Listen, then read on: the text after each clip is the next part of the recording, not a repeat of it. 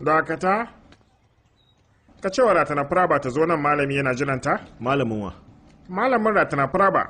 A jiya da dare na kalli wasanka. A kallon minti ɗaya kawai na iya. Mutane suna ta tafi?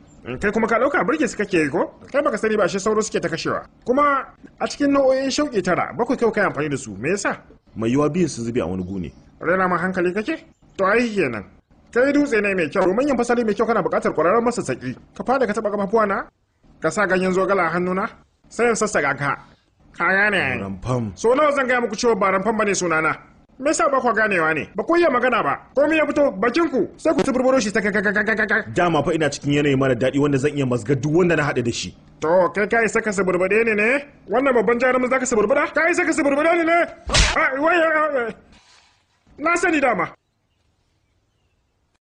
Baka bukatar masa saki.